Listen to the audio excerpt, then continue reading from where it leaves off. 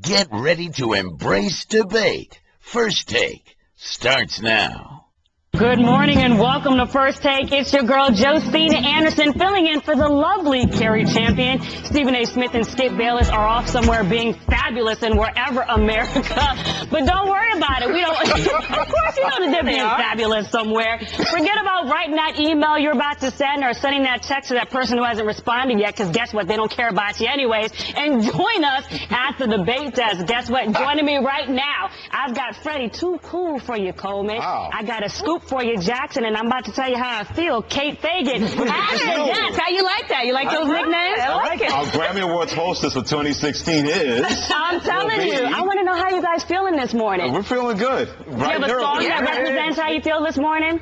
All day. Because I'm like, summer, summer, summer. I'm like, every time I come up, it's always raining in Connecticut. Well, then that's your fault. That's my fault? Can you greet me with some better weather? We were fine until you brought the rain here. Oh, whatever. Anyways, coming up on today's show, speaking of NBA Mavs owner Mark Cuban, he says that horrible NCAA basketball hurts the association. Does Marky Mark have a point? Is NCAA basketball horrible? And according to one report, the Bucks are just weary of bringing in Jameis Winston for that #1 pick. But is that all a smokescreen? We will talk about that soon. But guess what? Coming up next, I wouldn't call it a comeback because it's been happening for years. So how about another welcome return? Last night, Bulls guard Derrick Rose was back on the hardwood after missing almost 6 weeks after a meniscectomy was performed on his right knee. Rose scored 9 points in 19 minutes after going 3 for 9 from the field and 1 for 6 from behind the arc. Just a little rusty, guys, while showing some flashes of his vintage self. What does this mean for the Eastern Conference playoffs? We'll start with you, Kate. This year's playoffs, I don't know that it means much. It certainly means a lot for next year's playoffs and next season that Derrick Rose is back on the court, going to get in that flow. But the Bulls right now, right, they're going to be anywhere from the 3rd to the 5th seed. With or without Derrick Rose, I think they win that first round matchup. Now you have to ask yourself whether they're going to be able to beat Atlanta or Cleveland. And I don't think with Derrick or without Derrick that's going to happen, right? I mean, when I watched this team play in February, just before the All-Star break, when they dismantled Cleveland, I thought, all right, this team could get out of the Eastern Conference. I thought they were kind of my favorite at that moment. Yeah. Then the first week out of the break, right, Derrick goes down, then Butler goes down. This roster just has not had the time to play together. And then Cleveland got good. And then Cleveland got good. They got really good. Yeah. I mean, they're trying to put all this together on the fly. This is really important that he's back, but it's not important for this playoff season. I do think Bulls are going to go down in that second round. How do you feel about that? Because it's like 0.5 seconds from the postseason. And Derrick Rose is back, by the way. Yeah, and I'm trying to speak with my head before my heart, because I've been in Chicago and I've been wanting to see this team together. And in the times that I have seen them together, when they have had their starting lineup together, they look like one of the best teams in the NBA. So it's almost like with a caveat, I say how much impact it's going to have. The caveat is it depends on what mode Derrick Rose is in and the team is in. If they're in a, like, let's just go for it, like if they almost play with a reckless abandon, then I think it's big. You know, not too reckless. Well, I mean, at this point, they have to throw caution to the wind and say, you know, we're tired of these. Just abandon. Yeah, right. No. I'm serious about the recklessness, because at this point, they can't show any signs of cautiousness. They have to, like, look, this is the last year we're going to be together, because there's a lot of speculation that Thibodeau is done. Which is crazy to me. But that's a whole other internal thing going on. Right. If they're like, this is done, this is our last chance to do this, then they almost have to be reckless and say, you know what, we have to throw it all out on the floor, see what happens. You know, we don't know if Derrick's going to get injured again, you know, if he's going to be so. If they come with that attitude, then I think they stand a strong chance of not only getting past the second round, but maybe getting into the Eastern Conference Finals and maybe getting to the finals if they have the right attitude. But I don't know what he's going to come back with, and I don't know what the team is going to play off that attitude. My main concern here is that we already know, and Derrick has already said out loud that he is not going to play with reckless abandon, not from this injury, but when he came back earlier this season. He already said out loud he's thinking of his longevity and his future. So I can't see him playing with the kind of reckless abandon that he needs to play with. I think he said that with 8 games in. I say after having some games on and see what he can go through in this injury. And getting a little bad. He's one game in. By the way. He's one game in right now. No, but he's had 46 games in this season before he made that comment. You know what I'm saying? He made that comment early on, and he was still injured when he made that. So now he knows what his body can do, and I think the situation in Chicago has changed a lot than it was at that period of time. Like, look, I just think, and I'm not saying he's going to go for it. My thing is that if he comes back with that attitude and they play like if they have nothing to lose, they can be as dangerous, and now I'm not saying this the wrong way, they can be as dangerous as San Antonio was last year when they came on a mission. This is our mission to do something. Freddie, get in there. Are you optimistic based on anything you saw from Derrick Rose? Well, he looked like a guy that I thought would look like that after not playing since February 19 minutes. A guy that looked rusty, coming back from injury. We've seen this, call it an LL Cool J comeback, like you said earlier, Derrick Rose. I heard way too many ifs and concerns from both of you guys because that's how everybody else feels about Derrick Rose. Here's the deal. The big question to me is not what kind of impact is he going to make or what kind of impact the Bulls are going to make. How are the Bulls really going to manage him? And what I mean by that is how far can the Bulls take him? Because he is on a pitch count. He has become Matt Harvey of the New York Mets. Because you can't all of a sudden say, Derrick Rose, we're glad you're back.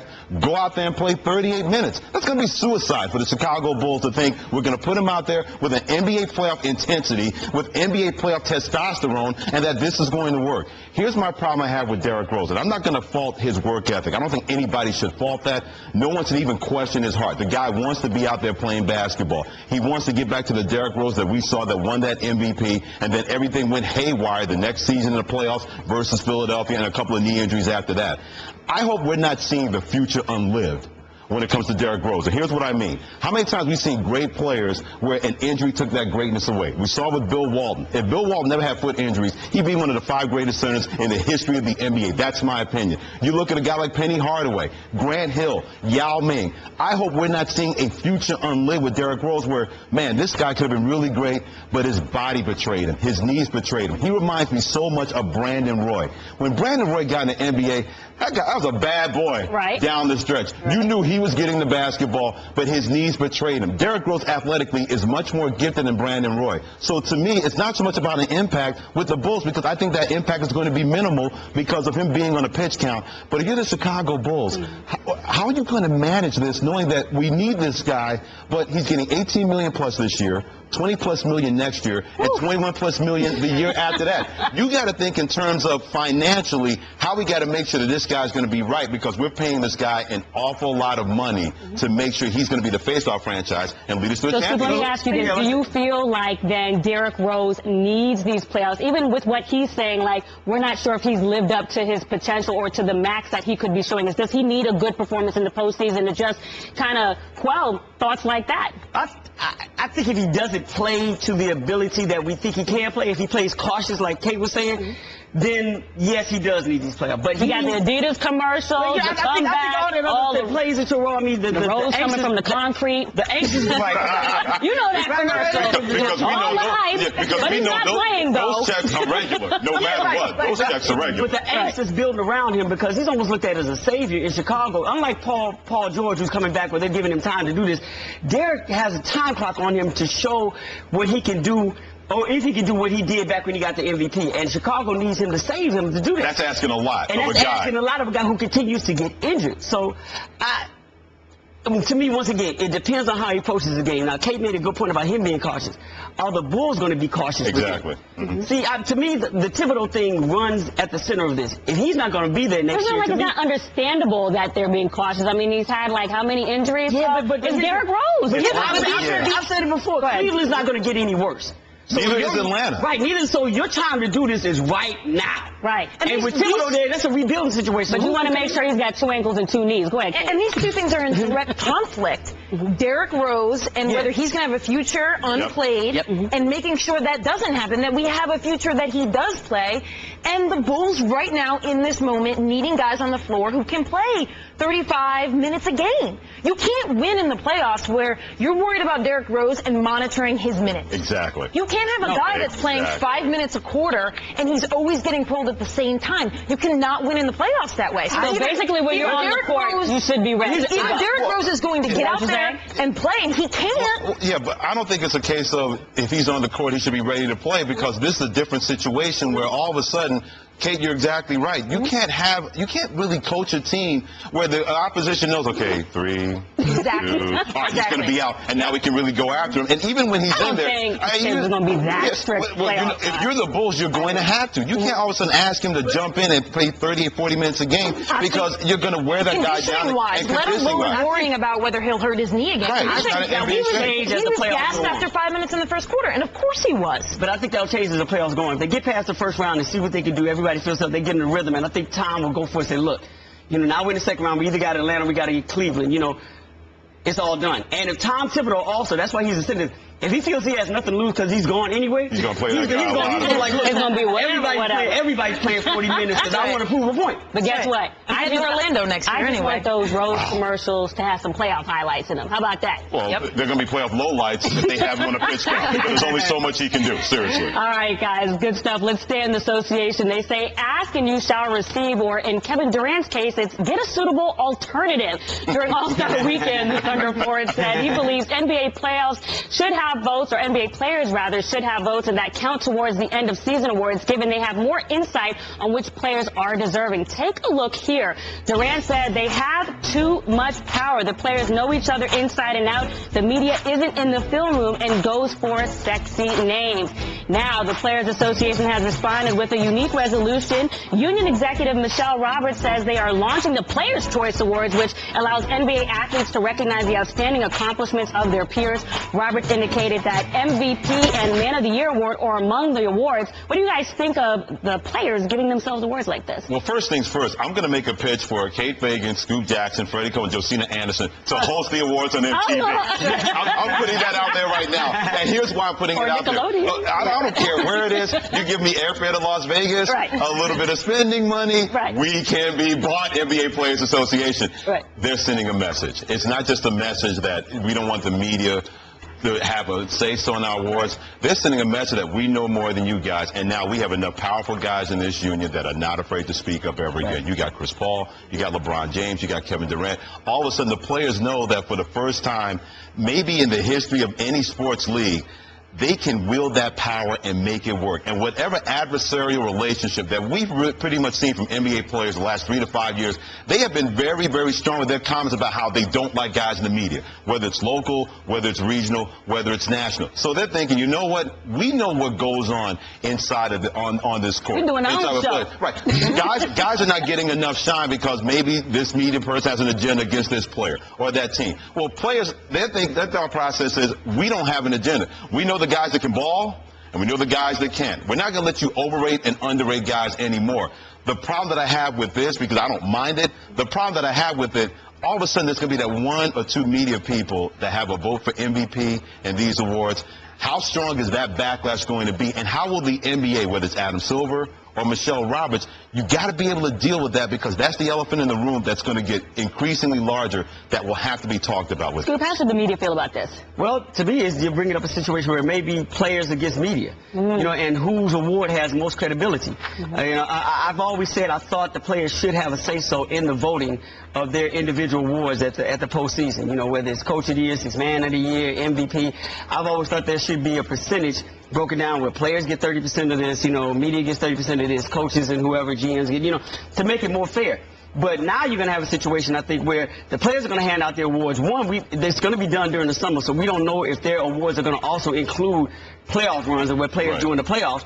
But the season after these awards are given you, where you're going to find players actually acknowledging their awards and not ours. So I can see, in an interview with LeBron James and Kevin Durant, and them speaking and saying... What do you mean acknowledging their awards and not the media? I mean, it's not like it's not going to stop the media from giving out their awards. They will continue to tout their own awards. Like, look, y'all MVP, Steph Curry, whatever. Our MVP, and the media can continue to tout their awards. But what I'm saying is that's what you're going to get. You're going to get a media versus player situation over a period of time because they're going to do whatever they can to make their awards have the same amount of credibility as ours. NBA is going to keep touting the media awards because they're sponsored by Kia. Okay, so a lot of money on the table. To get sponsored. But I actually really like the fact that the players are going to vote and pick these awards. And I actually wish, not that I wish, but I would love to see if their awards came out before the media awards, because a lot of times what happens with the media is they just Google best defensive players in the NBA. and then they look up what other people have said. They're like the coaches calling college football. The SID actually does all the I don't voting. think this is about the MVP award and some of the marquee awards. This is about the nitty-gritty awards like Sixth Man of the Year and Defensive Player of the Year, where when you're an NBA beat writer, certainly there are some NBA beat writers that do all kinds of work. Absolutely. And really study and make the right decisions. But there are other media members who and this is the last thing on their Nobody list. here, by the way. Not anybody here, but you're... I'm a radio person, I'm not a media person. When it comes to Defensive Player of the Year, there are storylines that are out there, and they get propagated. Absolutely. And that's what Kevin Durant is talking about. So I want to see over time, over the next 5 years, what these two awards look like, where the differences are, so we can learn something. And the other key thing here is, to me, this is a trend that started with Twitter and social media. Absolutely. Where players could start owning their branding. Now we see the Players Tribune coming out where they're owning their storytelling, and now they're owning even more of the storytelling. And can you imagine? And having a union leader who's supporting them and stuff. But also, can you imagine if the NBA played? They should make a show out of this. Can you imagine what kind of impact that's going to have for any young fan out there on social media, whether it's Twitter, Instagram, whatever that is? That's going to have more of an impact from a public standpoint than seeing a guy getting an award from the media the Tuesday during the playoffs or whenever that happens. You make a whole presentation. You can have any kind of award you want. Best NBA player, best dressed NBA player. The nominees are the winners, Russell Westbrook, Oklahoma City. What impact that would have on other players? I know from another player in another league, I'm thinking, man, I've always wanted to do this, and these, you know what's doing it now? You don't know what kind of impact that's going to have on NFL players wanting their own thing, a Major League Baseball player. This is a thing that only the NBA could do right now. Absolutely. Because of the personalities and the way those drive this sport. This could not happen in another sport. Well, they're very vocal. We have to take consideration all the time that's happening. This isn't just, I hear what you're saying about social media bringing it up, but this is a build-up, I believe, of a lot of things that's happened over the years where we have missed the ball and players are tired of hearing of it. Absolutely. You know, like, you go from like Bernard King just getting into the Hall of Fame, where you talk to NBA players, they would tell you Bernard King was that's egregious for him not to be in there, to the Sam Cassell situation where you talk to players current day, like Sam Cassell, every team he went on got better and better and better. He was one of the baddest players in the NBA, but you media people don't recognize this. I think over a period of time, the players just got tired of not hearing certain names that they knew should have been in the conversation that we continue to avoid because they weren't sexy. So when they're like, you know, y'all don't know what y'all talking about. That's the build-up that I think it came to and why they're doing this. Yeah, I go back to when I covered the Sixers in Philly, and Andre Iguodala took all kinds of heat in Philly. And I remember having conversations with him talking about, well, how did that impact him? How did he feel? And he was like, look, my teammates and also guys around the league, they know what I do. And Philly can't see it, but they know the things I do that the media is not paying attention to. And sure enough, he was on the 2012 Olympic team. Now he plays a different role for the Golden State Warriors, but that always stuck with me, that they were seeing a different player than we were seeing. So do you feel like this will have influence on other players in other leagues? We're going to see, because this is not even step one yet. We're just hearing about it. But it wasn't a coincidence that they made sure every media person got this information. They made a grandstanding attempt to say, you know what, to Scoop's point, we're tired of this. We're going to do our thing. I guarantee you there are plenty of players in other leagues thinking, man, if we had that kind of pull like they do, it all got started. Kevin Durant All-Star Weekend, when he went up and blasted the media, that wasn't just coming out of the top of his head. This had been talked about, in my opinion, among the stars of the NBA, saying, you know what, we're going to take ownership. How do we do that? It's the same thing like in college football, where they have like the coaches poll for player of the year and then the media. This is what this is. The difference is, I wonder how much more of an impact with the players and making a show of it, and have Kate, Scoop, Josina, and Freddie host the show. And we'll make it work. I know some of the players in the NFL probably would like to have something like this when it comes to Pro Bowl selections, because every year when those come out, like this person got snubbed, this person go ahead. One thing I can tell you for sure is, as a media person, going around the league after we gave, was it a couple of years ago, maybe 3 years ago, we ranked Kobe Bryant the 7th best player in the league. Shame on you guys. No, it wasn't shame on them. They were laughing at us like, y'all don't know what the hell y'all are talking about. Because the players will tell you, that dude and LeBron James are the two baddest cats in the league. You can see what you want to. Y'all don't know what you're talking. So stuff like that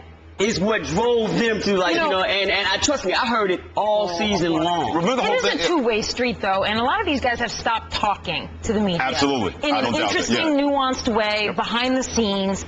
There's a great piece on Grantland about Oklahoma City and the way they have effectively shut down that locker room to the media, though it's technically open. In a lot of ways, it's shut down. So media is willing to listen about who is the baddest in the league, but a lot of times players have stopped talking off the record behind the scenes. Or just not being as willing. Yeah, right. not as willing, yeah. I'll never forget when Dan Levitard, when he was, I forgot what paper he was writing for down in Miami, when Steve Nash was the MVP, and he pointed out, said, well, a lot of writers could identify with Steve Nash because they all look like Steve Nash. It's like the old David Lee Roth theory. He said, why do critics love Elvis Costello? He said, because every critic looks like Elvis Costello. Right. There were a lot of Keep the dream alive. Right, there were a lot of basketball writers that looked at Shaquille O'Neal where we can't identify with him because he's this big monstrosity. And he brought it up, and I said, you know what? I never thought about that. To me, Steve Nash is the best player in the league that year. He deserved the MVP. But I wonder how many writers will look at a player and say, you know, I can identify with him, or I have more in common with him, even though that guy is better than him. I can't identify with him, and that may sway their line of thinking when it comes to players of the year or coach of the year votings and stuff like Let me ask that. you real quick. So what's your asking fee to host this Players Choice Award show? It won't be too much, but spending cap. you know what? A little bit more. You know, I want to swag back like at the Grammys. Did you see what they got? I wanted the whole thing for all four of us, not just me. You act like you have a network here because you like took it to MTV, took it to Oh, yeah. do it here. I understand that, but just in case they can't, we got to find a way to make sure it works for the four of us. We got to work with the four of us first. All right, so we'll figure out what we're asking to host the show, and then after that, we're going to move it on into the NFL. And if I'm not here tomorrow, that means I got fired for not saying ESPN should host it. So the Tampa Bay Bucks held a private workout for quarterback Jameis Winston Wednesday, a day after working out Marcus Mariota, and less than 24 hours after a video commentary surfaces that the Bucks are wary of drafting Winston with their #1 overall pick. Jason Cole of Yahoo Sports said that the Bucks are still overwhelmingly expected to take Jameis Winston, but there's still some consideration about Marcus Mariota and whether Jameis's off-the-field issues will eventually push the Bucks to take Mariota. How do you guys feel about this? Well, I basically feel that the NFL... Choose your words carefully. One word to the next very carefully. Well played. The NFL in their analysis of college players is a crapshoot. And it always has been. Okay, 15-minute interviews at the Combine, a bunch of skills tested that have shown to have small to no correlation to then on-field success in the NFL.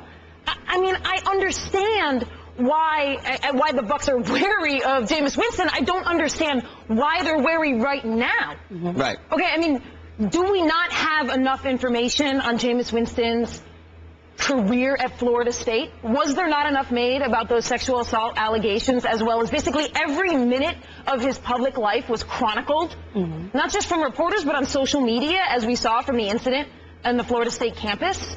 So what has changed at this moment right now that all of a sudden the Bucks are wary of him? I don't think they're wary of him. And that's the question. I think he's going to go #1. Yeah. I think this is one big, long reality show that the NFL has drawn out to make the NFL year-round, and that this is just a moment in time where it's not fun if we all know for 100% certainty that Tampa Bay is going to draft Jameis Winston. So here, let's throw a wrinkle in and let's make people think that they are wary of him. They're not wary of him. Come end of April, he's the #1 pick. And that's the thing. This is one opinion. So, Scoop, how much do you think this represents the majority? See, that's a great question. I don't know, but in going with Kate says, you know, I'm thinking that if I'm taking them at their word, which is hard to do when you're dealing with information that's coming out of the NFL, you know, just professional sports teams, period. You know, if I'm taking them at their word, if anything has changed, off the field, I don't know. On field, I don't know. But I think the one thing that may happen is they looked at the business side of this. And I always tend to look at the business side when we're having discussions about professional sports. Maybe over a period of time they looked and said, maybe this impacted him being homegrown and us drafting him first. We've done our research, and maybe it's not going to have that impact that we thought. It's not going to put more eyes on television. It's not going to, you know, upgrade our season ticket holders. It's not going to bring more audiences to the season. Maybe his impact in the business side of us choosing Jameis Winston is not going to be what we thought it was going to be. Now, I'm taking them at their word that they are maybe vacillating back and forth. And the thing that did change is maybe they're not getting the numbers they expected to see back from a business side of what his impact is going to have on that. Not on the field, but the money that he's going to generate, because now you have someone homegrown that you can build the franchise around from an identity standpoint. Maybe that's changed. Maybe that research said, you know what? Maybe we'll look at Marcus and say, hey, Jameis's impact is not going to be big enough for us to pass on Marcus right now. So I don't know. That's the only thing I see change. Other than that, I'm with Kate. It doesn't make any sense. It's a smoke screen. They're just throwing it out there. But from the business side of things, because there is a business attachment to him because he's homegrown, maybe they're not seeing what they expect. Freddie, is this a smoke screen for you? N-O-T-H-I-N-G, doo-dah, doo-dah. Nothing for us to see here. I mean, come on. I was trying to figure out what he was saying. Seriously, I've been bored. Yes. But I've never been this bored. I know the NFL draft that people are finding something to talk about, and that's no disrespect to Jason Cole. Does a great job for Yahoo Sports. He's a terrific reporter. Bleacher Report, I'm sorry, Bleacher Report. Jason, my apologies. Yes. But come on. Really? So you're trying to tell me all of a sudden that after all this time, after seeing and you've wined and dined this guy not once but twice, that now maybe you're thinking that this could put... They're not taking Mariota at number 1. Right. They're taking Jameis Winston because he's more NFL ready. And how many times have we seen with this seduction and this song and dance, well, if we get him around our people, whatever problems he had at Florida State is not going to happen here. For their sake, they better be right. But if they draft Marcus Mariota, there are no guarantees that he's going to be a better citizen off the field, which I think he will be, at least on the surface, that he's going to be a better quarterback. NFL teams want guys that can produce. You can't con anybody once you get out there in the football field. And if that seduction is what they want, then they'll take their chances and hope it doesn't blow up in their face. And if it does blow up in their face, we know what the spin's going to be. Well, we gave him all the resources, we gave him everything, and he couldn't straight up and fly right. We're going to move on down the road. They'll do everything possible to make sure this is not our fault that we drafted this guy. So this meant nothing to me because Tampa Bay is still taking this guy number 1. They have already bought and sold themselves to make Jameis Winston the face of their franchise. Lovie Smith even said as much 3 weeks ago. So all of a sudden now, unless he stole crab legs that we don't know about, they're not changing their mind on April 28th. Come on. Whatever it is, whatever red flag it is not enough for me to convince me that Tampa Bay's not changing. And there are 2 positions in the NFL where apparently you can do anything. You can commit crimes and get away with them. That's quarterback and defensive end. So also here, he has gotten through the worst of this. The Bucs they're through the part where everybody's talking about it and everybody's talking about what he did at Florida State. We had a chunk of time there for 2 weeks where all we talked about was his form at the Combine. People weren't even mentioning the allegations at Florida State. They were talking his form. I mean, they were talking about the glutes and love handlers form. Yep. And he looks all right. The Bucs are through the worst of that, assuming that he continues to behave properly and doesn't get into any more trouble. So why would this change anything? Are we supposed to read into the words, though? And that's what Jason reported or just said, is that, you know, when they asked about Jameis Winston, they used the word focus. When they asked about Mariota, they used the word outstanding. Is that something that we should read into? No. Okay. You know what it sounds like? Remember when Jameis Winston wasn't focused and Marcus Mariota was? That's like a 30 for 30 to me. That's basically what this is. You can use words and semantics all you want.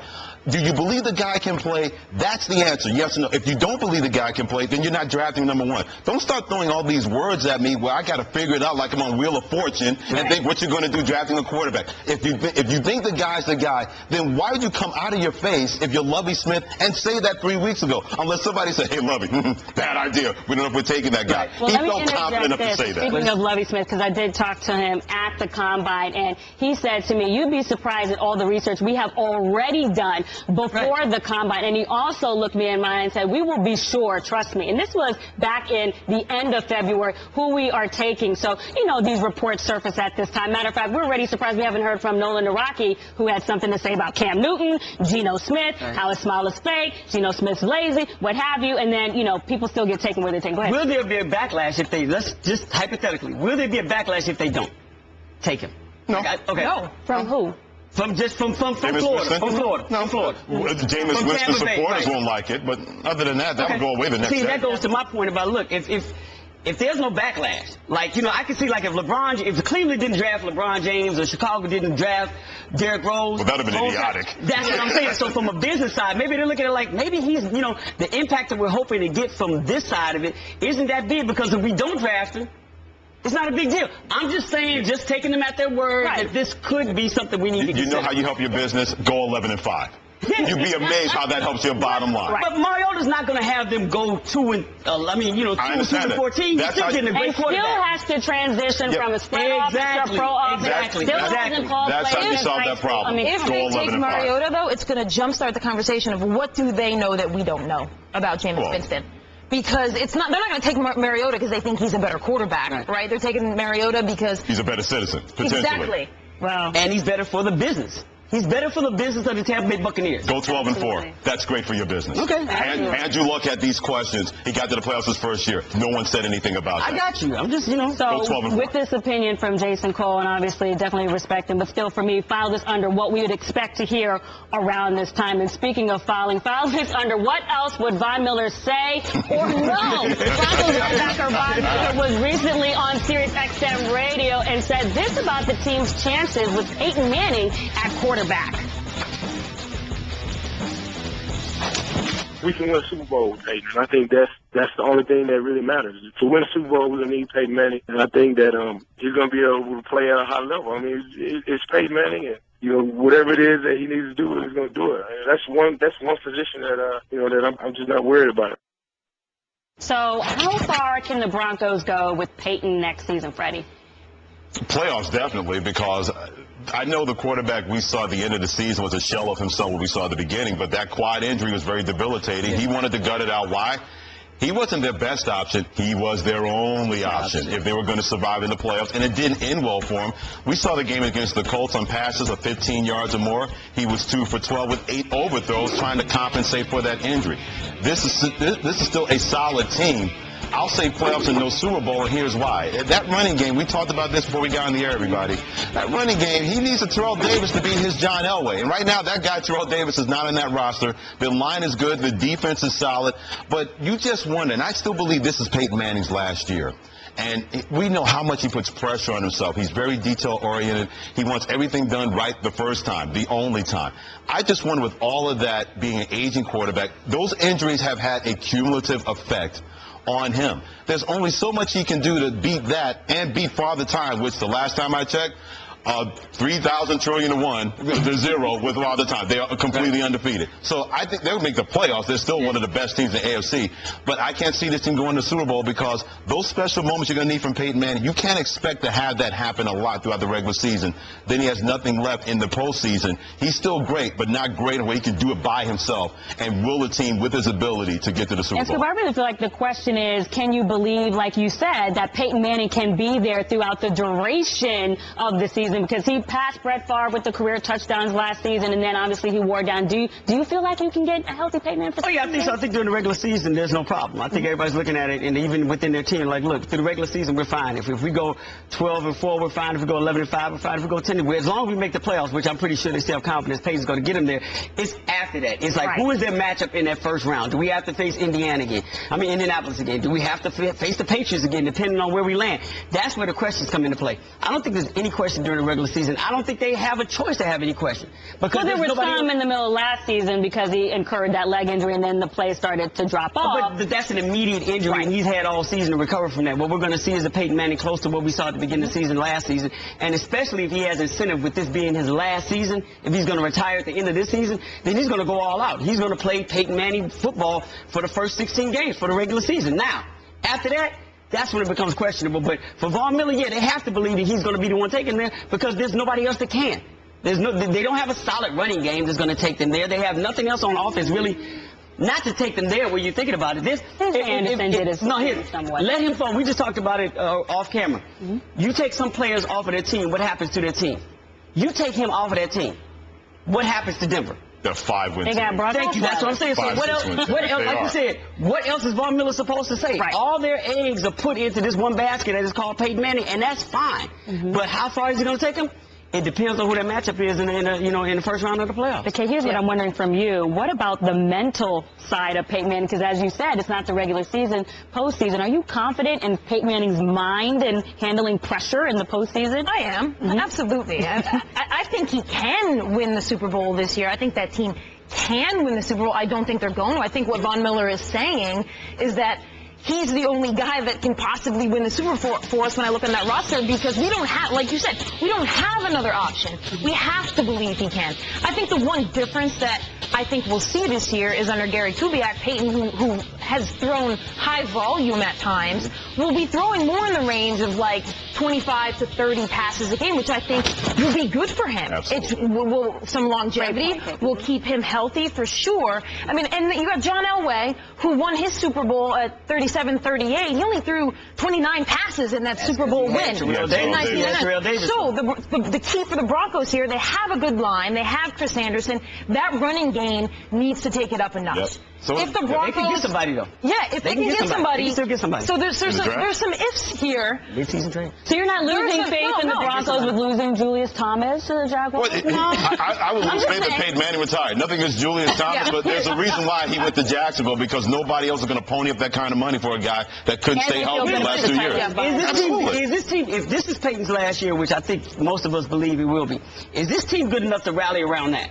Like, let's get one for Peyton. Let's do one for Peyton. I'll say with a caveat, because I think you're asking a lot of guys to do that, especially guys that have not been put in that situation, have to deal with that situation. With Von Miller, when he's healthy, he's a stud. We all know that. We know that. DeMarcus Ware, when he's healthy, he's a stud. Both of those guys together. Their defense, I think, is underrated, that they can rally around that and do the same thing that the Broncos did under John Elway. The difference was when Elway had to dial it up, he had more than enough left because he didn't have to do it as a lot through the regular season. So his final game that he played in the NFL, he was the Super Bowl MVP. The Atlanta Falcons said, Terrell Davis, you're not beating us. John Elway threw for 300 yards.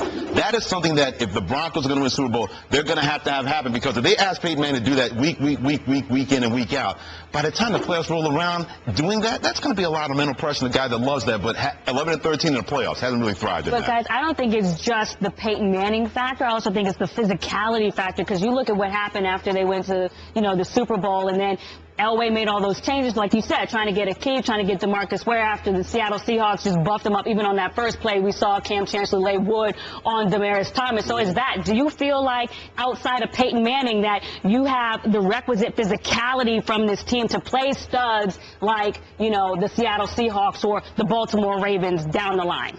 I do see that on the defensive side of the ball. I don't think that's the problem. I think it goes back to can Peyton hand it off to a running back and share that load. That, to me, is the absolute key here. Kubiak, in that offense, Peyton's not going to be able to, stand in shotgun and just throw out of the pocket. He's going to need C.J. Anderson, though. He's going to need to take snaps, be slightly mobile, and be a little flexible in getting the ball off to a running back. That needs to carry the load throughout the regular season to have any legs left for Peyton to be Peyton in the postseason, the way we see Peyton in the regular season. Any more factors for you outside of that, we're dealing with a coaching change. Like you said, with Kubiak there and Fox being gone, what type of mental adjustments Peyton does have to make throughout the season just to get used to that?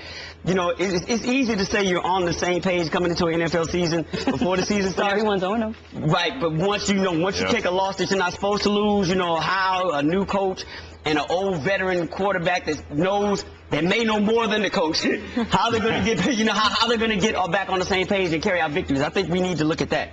What about you? Any other thing outside of Peyton Manning? You feel good about Durant? Because, Kate's talking about some concerns with the ground game. Those concerns are very valid, and I don't think it's any good for the Denver Broncos that the second-best quarterback is the owner and the third-best quarterback's the head coach behind Peyton Manning. I think that's a major problem right now.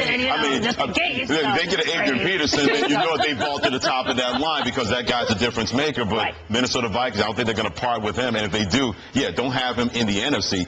Find a way to make sure he's not going to be traded on his own terms. Pacers forward Chris Copeland is currently out of surgery and recovering in ICU for possibly another day or two after suffering knife wounds to his abdomen and elbow after an altercation occurred outside of the One Oak Club in New York City just before 4 a.m. Wednesday, which, by the way, was the same day as the Pacers game against the Knicks at Madison Square Garden. I reported last night that the knife did touch Copeland's diaphragm, and he also has lacerations on his left hand. Chris Broussard also reported Copeland suffered a fractured elbow. A female companion and another woman were also slashed on the scene. The 22-year-old male assailant has been arrested. Chris Copeland sent me the following statement this morning. I just want to thank everyone for their well wishes and prayers. I'm overwhelmed with the outpouring of support. I look forward to coming back stronger than ever. Thank you.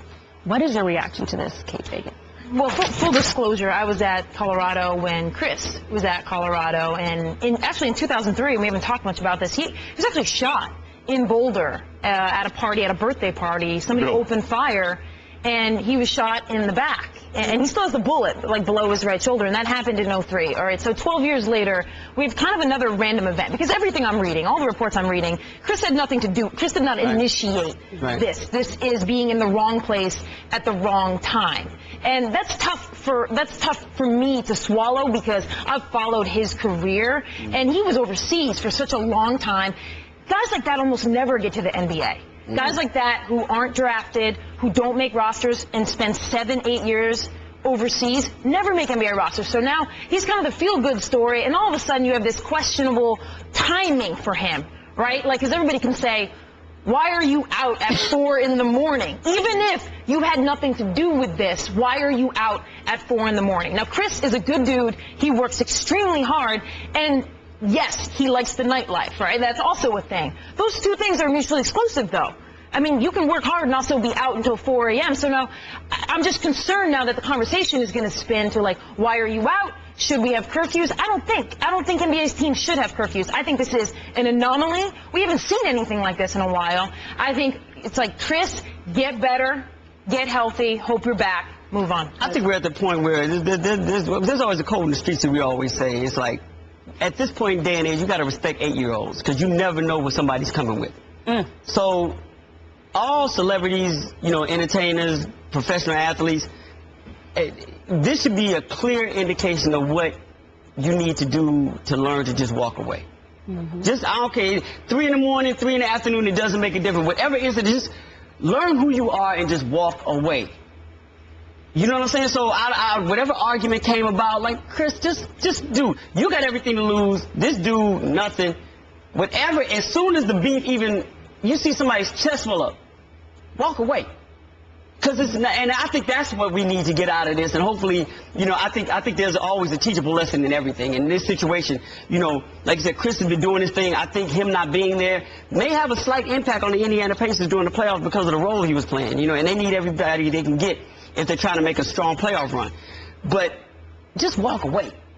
You know, just if somebody steps to you, if somebody says something to you, especially at that time. Now, you don't know if the other person had liquor in their system, if that was their courage, whatever it is, respect the 8-year-olds. You know what I'm saying? Just go by the law of respecting the 8-year-olds and say, you know what? Dude, you right. I'm walking away. Freddie, here's the thing, though.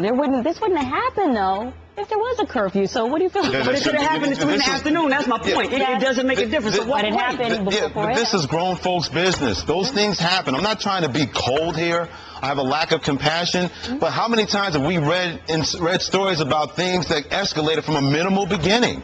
That's what this was to me, based on the reports that I read, that he was having an argument that had not gotten physical with the woman that he was with, and this guy was eavesdropping, and Chris Copeland told him to step up. You don't know what kind of mindset somebody is bringing to a situation. To your point. My dad, Freddie Coleman, who lives in Lawton, New York, he told me, son, there's always somebody out there badder than you.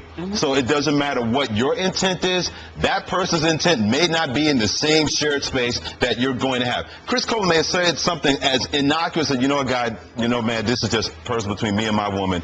But that could have set this man off to the point where next thing you know, he's slicing up everybody within a short amount of space. So I'm not going to say that grown folks need a curfew. I'm 49 years of age. I wouldn't want somebody to tell me I got to be home at 2 o'clock in the morning. So I'm not going to have the authority to tell somebody, an NBA player, even the night before a game, dude, you need to be in your hotel room at a certain point. Because to Scoop's point, Chris Coleman could have been walking down the street at 2 o'clock in the afternoon in New York having a discussion. Somebody could have been eavesdropping. He could have told him to step back, stand down, and that person would have gone up. We don't know that. It could have happened at any time. But it also doesn't mean it doesn't hurt to have. I'm just saying, it doesn't mean it doesn't hurt. Here's a scenario. I think we can all agree that it's more likely to happen at 4 a.m. outside a nightclub. You know, but here's the deal, though. You can be outside of a nightclub. You could be outside of a place that is the most posh place that you've ever been in. If somebody's mindset found a way to get into that club, they're not interested in, like, what is this going to look like in the society pages? They're trying to get theirs at your expense because you said something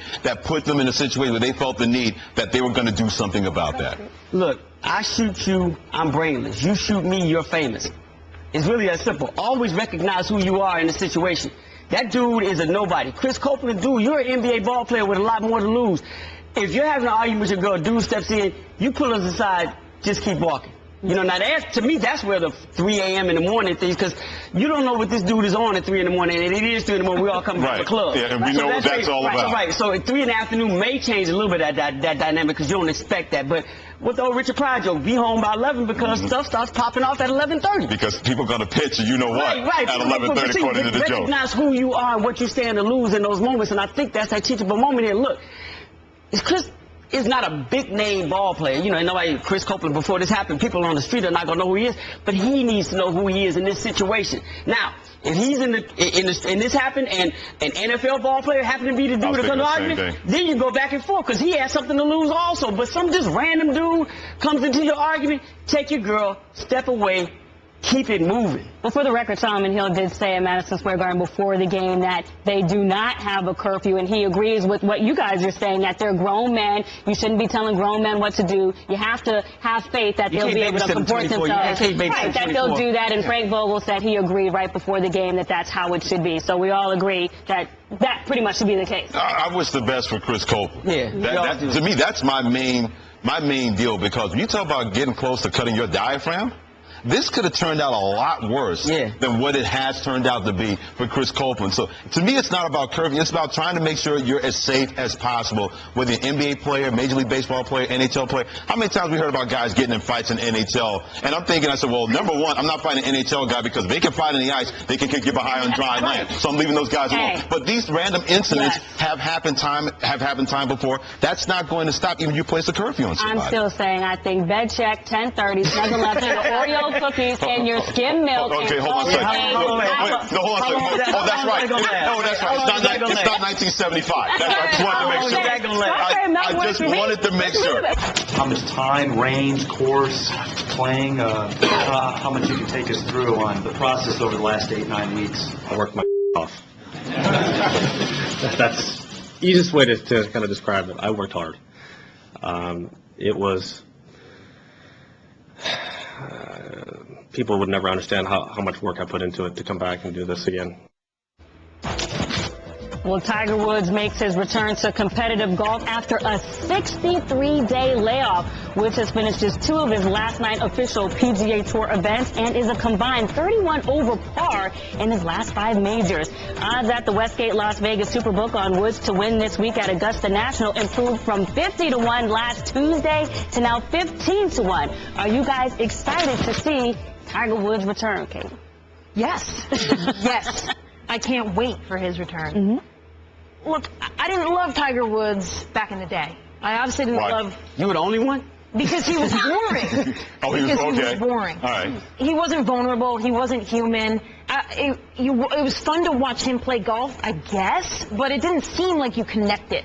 There was not a lot of opportunity to connect with him. That's not the guy I see now. Now I see someone who's walking with his kids, and he's vulnerable, and he's human. It's the same reason I loved John Starks growing up. And I didn't love Michael Jordan growing up. Never thought John Starks and Tiger Woods. That's right. In the same sentence, right? And I love them both. So there. Tiger has done the same thing that Kobe did towards the end of his career, was be able to, like, humanize himself. So, of course, I want to tune in. This guy's walking around with his kids. Do I love him again? Do I love him now? No. But I feel there's an opportunity to connect with him a little bit more than I've ever felt when previously watching. So I'm excited. I'm excited to see him. I don't know. I mean, he was ranked #1 in 2013. So some people are talking like he's going to win, and other people are talking like, you're crazy. He hasn't won a major since 2008. There's no proof that he's going to do well. This guy was the #1 player in the world and the PGA National Player of the Year in 2013. So, yeah, 15-1, that makes sense to me. And yes, I'm excited to watch him. Is he too far off the pace of success that he had for you to be excited about it? Exactly. That's what I'm on the opposite end. I hear what Kay said, I'm on the opposite end of this. What he was doing back in the day, to me, he turned golf into an art form, and that's why I gravitated to him. I wasn't worried about being connected to him on a personal. I'm like, look, he's doing something. Did you like John Starks? Huh? Did you like John Starks? That was you don't need him to win some. John Starks. No doubt. Last time the Knicks were any good. Right. Go ahead. But no, the thing with Tiger, that's why I gravitated towards him. That's all. But we haven't seen that in 10 years. You know, so my thing is almost like I'm on the other end, and I know this is going to be sacrilegious to say, but, you know, I'm not excited. I'm kind of over Tiger Woods. I just am. I'm not excited to watch him play because I know I'm not going to see what I once saw him be able to do. And there's a part of me that believes all this attention to him, especially coming back into his Masters, is really doing a disservice to the game of golf when you got so many other players that are so good right now that we're just passing over, focusing all our attention on him. You know, and that's, I mean, because look, Rory's doing his thing. You know, Bubba Watson got a chance to do his thing. Jimmy Walker's a... If anybody hadn't watched Jimmy Walker play golf, and I'm not a big golf guy, but I'm like, this dude is really good. You know, and then you got Jordan Spieth. So good. Jordan Spieth, who's 21 years old, the new young gun, who's like the new Tiger Woods. All of them are right now under this Tiger umbrella right now. I'm like, why are we focusing on this dude when there's so many other people we could really be paying attention to right now for the game of golf? So I'm kind of falling. I'm not fast. I'm not saying I'm over Tiger Woods, but for right now, I'm like, this is. I'd rather look at everything else besides to get my attention to him. Okay, I'm excited to see him return, but for this reason, because I keep hearing from the Paul Azingers of the world, the Jack Nicklauses of the world, that, hey, Tiger's head is clear. You know, Monday, Tiger Woods got in touch with his inner James Brown. I feel good. I'm Tiger Woods. I know what I can do now. I want to see that. Okay, fine. You told me that you guys know more about golf than I do. Okay, you know, I'll play along. But here's the deal. 2008, like Kate mentioned, his last major. We're looking at a guy mentally and physically that has been a broken-down golfer. So I want to see what kind of Tiger Woods from this point on that we're going to see. Maybe it starts at the Masters, maybe it continues at the PGA, the U.S. Open, whatever that is. But for Tiger Woods to even be that guy, or coach that guy again, Tiger Woods has to be Tiger Woods. I think he's completely in his head. So if his head is clear because he has a different mindset because of the kids, what has happened, okay, we'll see. But you can have a clear head all you want. If you don't have game out there and you're spraying shots all over the place, you know what? That tells me this is the same guy I saw at the beginning of this year. This is the same guy I saw last year. And I know Kate mentioned PGA Tour Player of the Year. Tiger cares about majors. People that follow Tiger care about majors. You win the Houston Open, the Buick Westchester Open, congratulations. They want to see what you're going to do in the Masters, the British Open, the PGA, and the U.S. Open. That's what I'm interested to see with Tiger Woods because it's a major and what kind of Tiger Woods with a clear head that I'm going to see. I'm wondering, do you feel like he took enough time off? Because I was thinking maybe he would take more time off. He took a lot of time off after the incident, so, you know. Yeah, but maybe you keep talking about the length of time. I think if he thinks he's fine, and he knows this course very well, and he likes this course, he loves this course. So if he's going, that was always big talk coming in, whether he was going to come back for the Masters.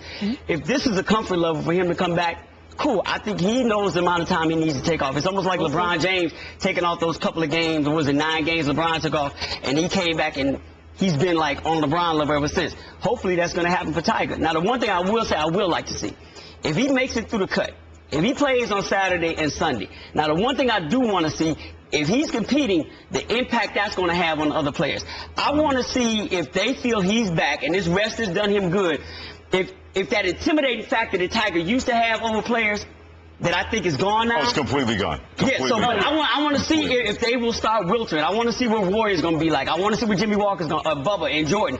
I want to see what happens if he's still on course with them come Saturday and Sunday. That's what I want. I'm excited to see that. But there's nothing in the past that's going to lead me to believe that that's going to happen. You mentioned earlier that these younger golfers aren't getting the kind of attention they deserve because of Tiger, but the bottom line is they're getting more attention when Tiger plays. Absolutely. So if he makes it to the weekend, he's in it.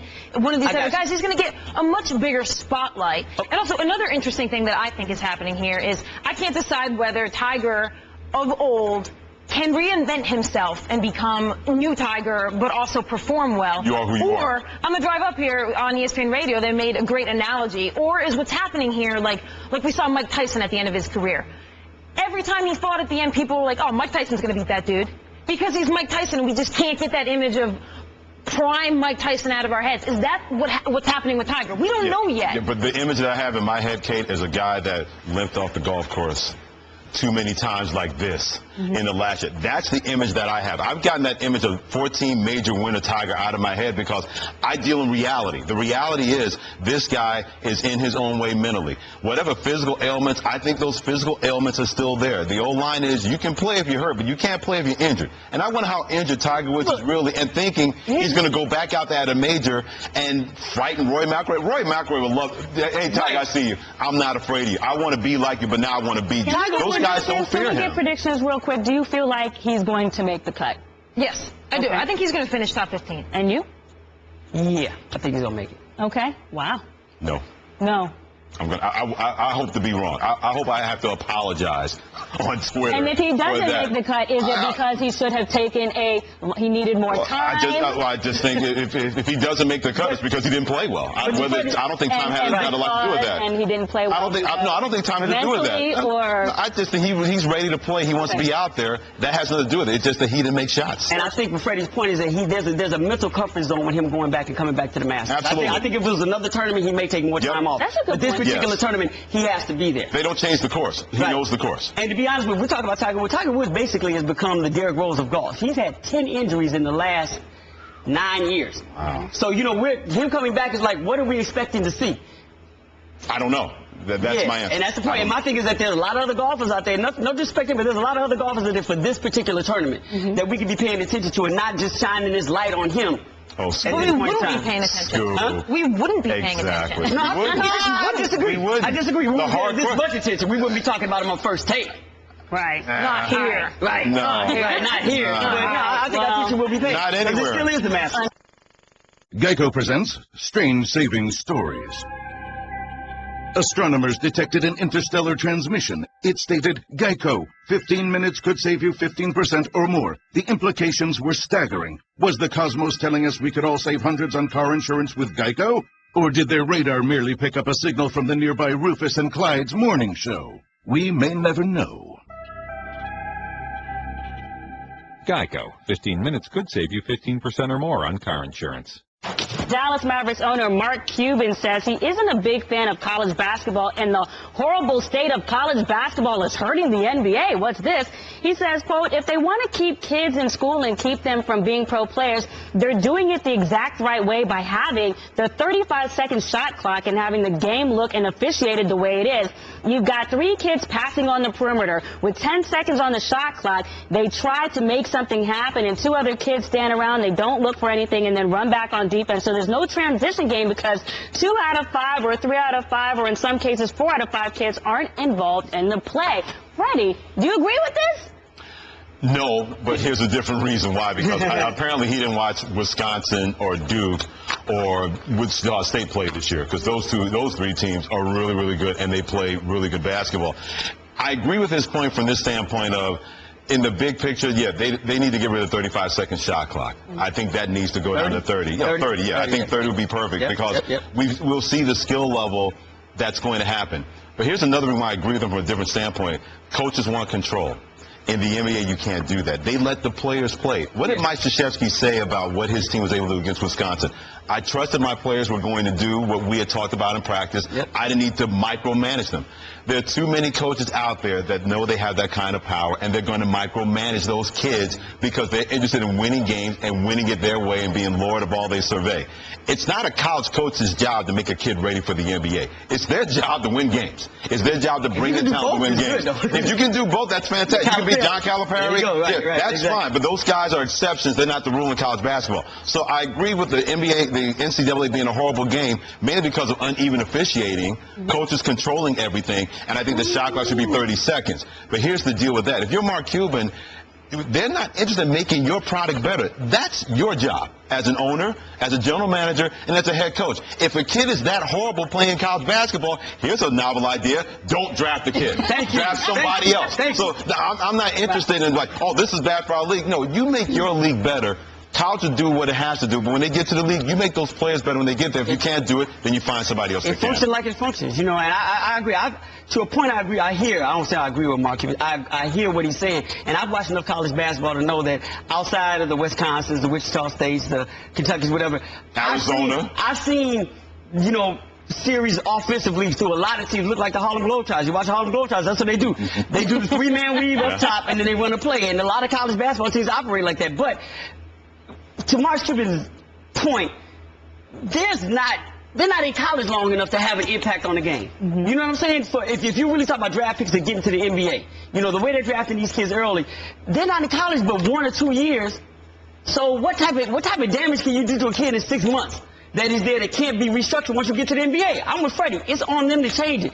Don't start blaming them for corrupting players that's coming into the NBA. If you can't change 6 months of damage done to a player, then you have to question your own organization, your own ability. Okay, do you agree with how Cuban is depicting this? I 100% agree. And let's not pretend like these two leagues are not hand in hand here. Why do we have the one and done? Okay, so I'm not saying they're not hand in hand. You said that the college game was not responsible for preparing pro players. They're not. But why is the NBA then making one and done and handing college players? If college basketball had their way, Kate, they wouldn't have a one and done. They bought into it. John Calipari said, I'm going to do what the rules have told me to do, having one and done. If I had my way, I keep players here 2 and 3 years, but we know that's not the reality of the situation. College basketball has gone along with this because kids want to get to the NBA. That's fine. But if I'm a college coach, you can give me a one and done player, but I'm here to make that player the best he can be, but to make sure I win games. What he does when he gets to the NBA, that becomes the NBA's problem. First of all, the NCAA loved the one-and-done rule, all right, because they got talent that was skipping and going to the NBA. And to Mark Cuban's specific point about the basketball, it's bad, okay? And Gino Auriemma just said it. Of course, because he's a women's college basketball coach, somehow his words weren't taken quite as seriously as Mark Cuban's words were taken. Well, they should have been. Exactly what Mark Cuban is saying. He's saying that the play is bad, and not just that, but the way they play does not prepare them for the pros is completely accurate. Because in the pros, they're dominated by not the coach, but their own talents. In college, they're dominated by the programs. Do you know how many of those players, even if it's only 1 or 2 years, they learn skills that are specific only for that college coach? They're running that's drills. It goes back to what I said about coaches having control. They're running drills hours and hours a day that have nothing to do with getting better one-on-one skills or getting better skills for the NBA. But that's not a coach's job in college to prepare them to make sure they're better NBA players. That's the problem. That's what I said. I understand that that's the problem. The system is broken. But the system can be broken, but it's not the college coach's job to fix something to make a kid better for the NBA. That's not a college coach or a college program's job, Kate. But I think what she's saying, I'm not disagreeing with you on that. The only person who's making out in all of this are college coaches. Right. Making big money. Fans, it's not fun to watch. Absolutely. These kids, not disputing that. These kids, when they get to the NBA, they can't play the same way that guys who jumped could. But I think they got to go 24-second shot clock. But they got to go different officiating. They got to widen the lane. They got to go fewer timeouts. They got to make all those logistical rules, and they also need to address how coach-dominated college basketball is. But here's this isn't to me. This is nothing new. I mean, you go back in history. Look at the players who used to come out of Bobby Knight's Indiana factory. They never really turned into good pro players. Look at Krzyzewski's early players that came out of Duke until Grant Hill came out. They never turned into good, pro basketball players. Some systems do not set up players to transfer well into the NBA. This has been going on for a long period of time. And it's not their job. The numbers say way differently that right now, the amount of players over at 538, only half, since 2000, only half of the first and second team all-league players went to college at all. Now, a lot of that is because they were skipped. That's what I'm saying. But a lot of that is the fact that overseas players coming in, and college players don't have the skills that they used to have. Here's my question, Mark Cuban. So we want to go back to the high school rule where you don't have a one and done or a two and done and take it from high school, and you think high school is preparing them more? The numbers say that way. For real? 74% of guys since 2000 who jumped, straight to the NBA, because that changed in 2006, 75% were starters or better. 75% of guys who jumped from high school to the NBA were starters or better. Outside of particular players, that system is working, that in high school they're more prepared to play in the NBA. Because basically high school just deals with great individuals, and if you're an individual player, we're just going to feed you the ball and you do this, that, and the other. That the system of college basketball is messing them up more than them coming straight from high school. Based on those numbers? Based on those numbers. 2 years of college where all you're doing is running a guy's system versus 2 years of learning the professional game at 18 to 20 years old. Those are some formative years right there. But they're learning the professional game better in high school compared to college? No, I'm saying that the 18 to 20, when they would be in college, they would be better off going straight to the pros in terms of their development to play professionally. What about this point? Because I hear what you're saying, that it's not the job of the colleges to make the NBA product better. But to what Kate is saying, and what about this? Just in helping develop the college players in a way where they're doing things that are more apt for the NBA game, and that will make that'll make their careers longer if you're better prepared. It's just like Jameis Winston being in a pro system compared to Mariota coming out of a spread, and what that will do in terms of impacting the transition to the other side. Disconnect, because college guys don't want to be assimilated with the NBA. That's another discussion right now. There are plenty of college coaches, well, the NBA is not any good. I'm like, you have no idea about basketball if you're saying that you think your game is better than the NBA game. The NBA game is like warp 39 compared to warp 1 in college basketball. That's where that disconnected, because there's so many people that will trump college basketball, will see the warts and all, and ignore those warts. So, yeah, it is a broken, but it seems like college and NBA are in an adversary kind of position. You don't get that the NFL and college football. There are plenty of NFL guys that go to college campuses. How can we stop the spread offense? Oh, come on down, we'll show you. Or they'll go to NFL camps. Not too many NBA coaches going to college because these guys know what they're doing. And college coaches are like, well, we know better than you because we're better coaches. So you have that divide that's not going to stop anytime soon. Maybe that's the basis of Mark Cuban's argument where it comes to horrible basketball and college basketball, because he sees the beauty of the NBA game. He sees with the Spurs in his own conference how they play basketball, the Atlanta Hawks or the Cleveland Cavaliers. And then he sees the college game. He's like, well, this is not close to the NBA. Well, yeah, you know why? Because those guys aren't NBA players. It's not an NBA system. If you're going to say it's horrible because of uneven officiating, I'm with you. A shot clock in 35 seconds, no doubt. Coaches having control completely. But if you're going to say that the skill level is the coach will to do a better job preparing guys for the NBA, no, that's not their job. Their job is to make sure they get the best players and win basketball games. It's up to the NBA to make them better basketball. I don't think you specifically saying that, but the cause and effect is there, because all those things contribute to making the game. I'm not disputing that, but it's not their job. It's good for both. If they would prepare players better and play better basketball, that'd be good for them too. But also, you're totally right though, because you're totally right about there are very few NBA coaches or players who then go work in the college game. And when you see it happen, like with Fred Hoiberg at Iowa State, he's running a style that is enjoyable and fun to watch. And what you've got instead is you've got a bunch of programs, a handful of programs who do one and dones and play a style that maybe is more fun to watch. And then you have this like clog in the middle of programs that run a system. And that's what it's about. It's about fitting to a college coach's system, and that's the problem, is getting rid of that middle cluster. But it works for them, so why should they change? Yeah, I don't know about the why, but I'm saying I agree with Mark Cuban. If I'm getting 25 wins a year doing it my way, I'm doing it that way. Right, of course, I understand why they do it. Yeah, but it works for them, and it's been working for college basketball, and you're going to have to start getting a whole new breed of coaches in there to teach the game differently, and it may not work for them. Let's go. The question is, yes, you're saying it works, but can it be better? And does he have a point about maybe making the game quicker, doing things that are more acclimated for the players to go to the pro stuff? Can it be better? My thing is that they don't, at this point, they don't stay. I can understand if we're talking about players that are coming from UCLA with John Wooden. Fine. You have 4 years of them dealing with the way John Wooden played basketball to reprogram. And they were taught the game the right way by the greatest coach of all time. I don't know if his right way was good for pro basketball, if it transferred that way now. My thing is that they don't stay in college, the players that get drafted into the NBA, the top players, at least in the first round. They don't stay in college long enough for the NBA not to re-brainwash them. If they were brainwashed a certain way to play a certain way out of high school, and it comes to college and they're taught a certain thing, you're there 6 months. If you stay another year, you're there for, a total of 18 months. If the NBA over a period of time of a rookie contract cannot reprogram somebody and how to play at this level, then that's on the NBA. But whatever time they're there, what about just making the product better, Kate? What about just and he's not talking about the superstars.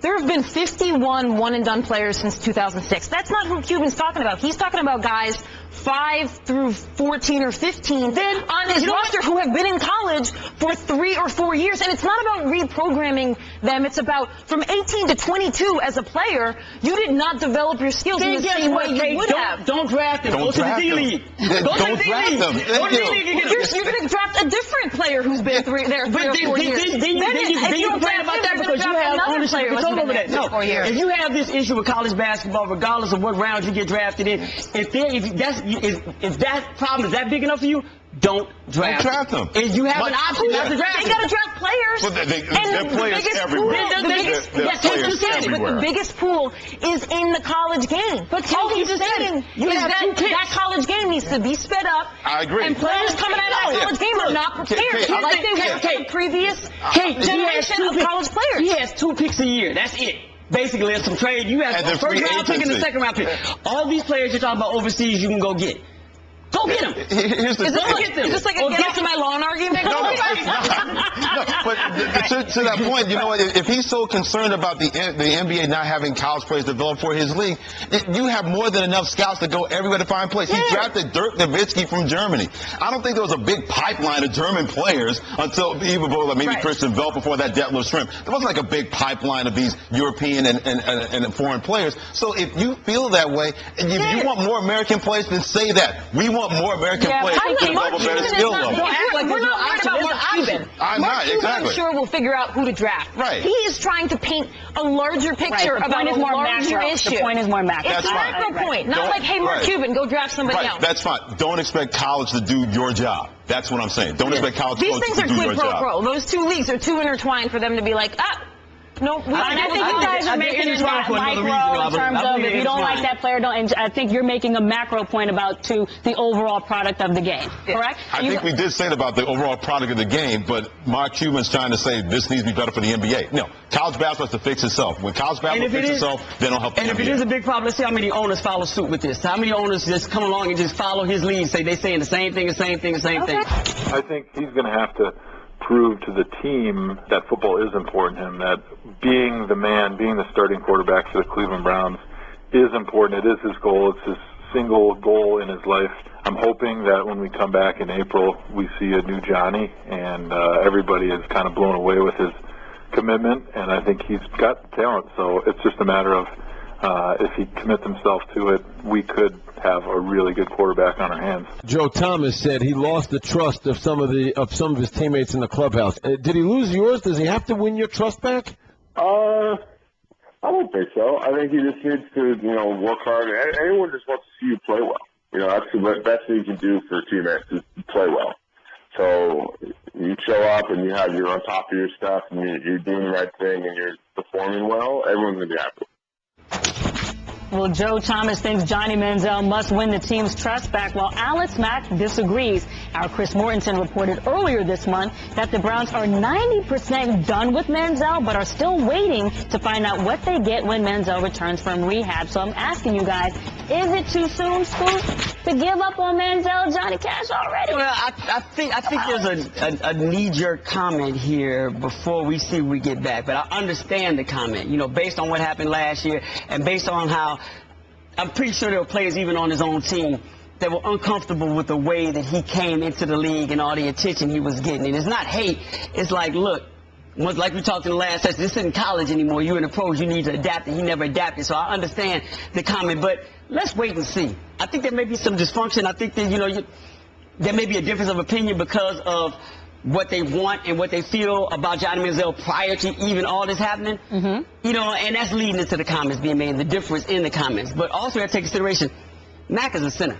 Mac has to deal with this dude every day, and he wants the best for him because that's his guy. He's his initial line of protection. So I think he's going to have more affinity towards Johnny and more hope than some of the other players on the team. Go ahead, Kate. I don't see how the Browns are giving up on Johnny Manziel already. I don't get that, right? Because you use the 20 organization standpoint or player standpoint. No, because the players are the ones making the comments. Yeah, I mean the player speaking is mine. I get whatever you want to say. I'm here to listen to. From an organizational standpoint, I don't see how they're giving up on Johnny Manziel. Yep. Like Chris Mortensen's report about 90% giving up on him. I was baffled by that because you used the 22nd pick in the draft on him. And you knew it was widely reported. Wright Thompson had an awesome story on Johnny on the cover of ESPN the magazine. And if you read that, you knew what was going on with him. You could decipher that there were going to be issues. So you had that quarterback come into your organization. You named him the starting QB after seeing him throughout training camp. In December, you named him the starting QB for your final home game when you were still clinging to playoff hopes. So it was a game that mattered. Now, the only thing that has changed between that moment and now is the guy who had all the problems admitted to them and went to rehab. Yes. So you got the 22 pick in the draft, who you named the starting QB in December, who the problems he had, he is trying to address in rehab. You don't know yet whether that's going to work. Yep. You just got back to workouts. How can you be 90%, unless we don't know something, of course, and that's always the caveat. Exactly right. How are you giving up on this guy? Well, here's the only thing that didn't mention is the hope that an organization or a pro team will have. You're right, because there are things that we obviously knew that were in the reports, but there's the hope factor that you can be the organization to change or evolve or help mature this guy.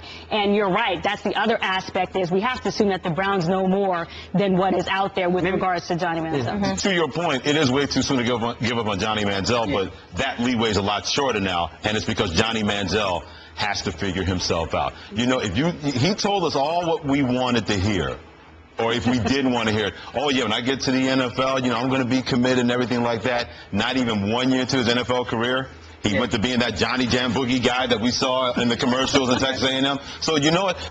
The Cleveland Browns can give him all the resources that they're going to give him, that they've already given him. Johnny Manziel, dude, this is on you. This is not on anybody else. I don't care if Alex Mack spoke up for you. I don't care, in my opinion, that Joe Thomas told the truth about you. Dude, this is on you, because if you're serious about being this NFL quarterback, I'm glad that you're out of rehab, and I hope everything works out well for you. I hope this is like a meat cleaver kind of line. We can see a different Johnny Manziel from this point on compared to before. But if it doesn't work out, don't start pointing fingers of, well, Cleveland didn't help me do this. Or this. No, Johnny Manziel, this is on you. Figure this out mentally and physically, because if you don't figure it out, you know where you're going to be, playing in the CFL or the Arena Football League, and nobody's going to give it you know what about you. Because they're going to say another guy that thought he was bigger than what he was and couldn't play dead in the National Football League. Here's the thing, goes to what Kate was saying. Good point, Freddie. I've always believed there are certain players, or certain situations in professional sports where it comes to the realization with the organization that this person just doesn't get it. And I'm thinking maybe that what we're not getting is information that Cleveland may have, that even in this rehab stint, in talking to him, and I'm pretty sure somebody in the organization is, you know, at least talk to him, that they're like, you know what, even now, he may be that player, he just doesn't get it. And that may be where Chris Mortensen is getting his information from. Like, you know what, we've talked to him, he's doing the right things, but he's just, and I think that may be where we're at, where as an organization, they're like, we dealt with him for like 9 months during the season, trying to get him ready. We thought we could get him ready. We're a professional organization. And everything he goes through, he's not getting. And even now, in talking to him, he doesn't get it. And maybe they're like, you know what? We have to throw our hands up. He's one of those players that just doesn't get it. I think if you go through professional sports, you're always going to find those players that just, this young, just didn't get it. And they're not waiting 3 to 4 years to see if he's going to do this. Where they're like, you know what? Go ahead, Kate. We have to do this now. In our mind, now, they shouldn't have said anything to Chris Mortensen about it. You know what I'm saying? And maybe anything was going to put out, but maybe that's the information they got. And as an organization, they're like, you know what? We got to realize if he doesn't get it now, he's never going to get it. This is who he is. There's nothing we can do about it. And that's why they got McCown, of course, right? Is to have some sort of backup plan. But if there is no other information that's going to come to light, or if it isn't just a case where something has happened that makes them crystal clear that Johnny just doesn't get it and is not going to get it, he should be the QB this year. There's no reason to have McCown be your QB. He's not getting you anywhere. You're not going anywhere with him long term, so you got to give Johnny the ball. Unless, of course, something has happened with his rehab that we don't know, or there was some other information. That's a flashback to 2 years ago with the Bears, right? But he's not your QB of the future. Johnny, maybe there's a slim hope if he can get everything together that he could be your QB of the future. Why did you draft him with the first pick if you're not going to give him the ball? Are you as an organization always going to be worried if even he comes back, if he's going to revert back? You know, like if he has a good season where everything's cool, do you let go of that safety harness and say we're good, we're clear?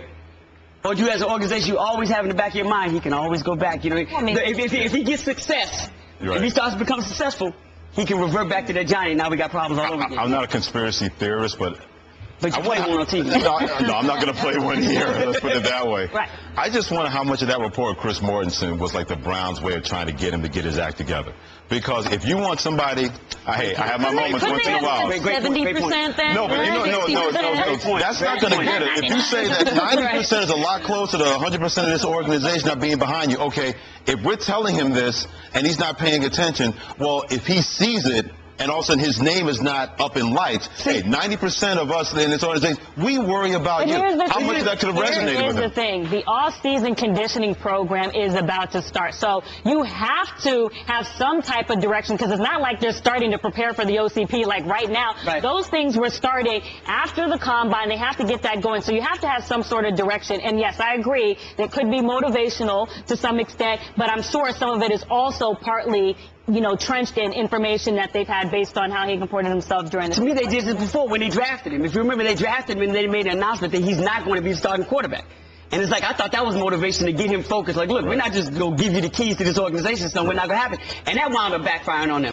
Well, what had been looking like the best MVP race in years may not even be competitive. Based on our ESPN.com forecast survey results, the award will easily go to your boy Steph Curry. When asked who will win MVP, 80.5% of respondents voted for Curry, 18.3% voted for James Harden, and only 1.2% for Russell Westbrook. We should note that Harden garnered more support on the question of who should win the MVP, but Curry still came out on top. So I'm asking you guys, who should be the NBA MVP? Kate, what you talking about? All right.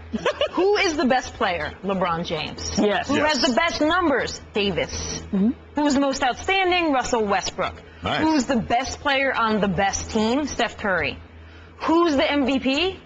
James Harden. I think you had the NBA Player Association Awards right here. That's right. Based on that. And then there's best dressed. We're going to have to work that out. Russell Westbrook, he wins that. James Harden. James Harden is the MVP. He covered everything. That's right. The reason he's not going to win it, of course, is because Golden State has the best record, as well as people do not like seeing Harden flop. They don't like that for 20% of the game he's ping-ponging into defenders. He has made more free throws this year, like 680, around 680, than another player has taken. So that doesn't seem as sexy as we want it to seem for MVP, right? But Ramona Shelburne, my girl out there in LA, she tweeted this. The last three guys, the only three guys to have the numbers that Harden is having, points, rebounds, assists, steals, Jordan in 89, Bird, and LeBron in 08.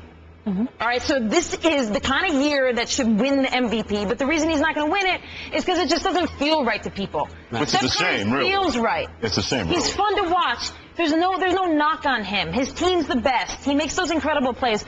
But in terms of what James Harden has done, this is incredible. You put Steph Curry on Houston with that roster and with Dwight Howard out for all but 37 games, they'd be the 8th seed. Harden has done something that Curry couldn't do. You put Harden on Golden State, they have the same record. Freddie, you agree? I don't agree with you switch them up, because Harden would not be playing point guard for Golden State. I mean, he's a dynamic. You can say these guys are the same guys, dynamic playmakers down the stretch. They're not afraid to take those big shots and make those big plays. They're different versions of each other. And the MVP race should be a lot closer than it's going to be, because James Harden, close to 28 points per game, close to 7 assists per game, over 5 rebounds per game, close to 2 steals per game. Those are astronomical numbers, and your name is not LeBron James. Your name is not Kevin Durant. What he's been able to do carrying this basketball team.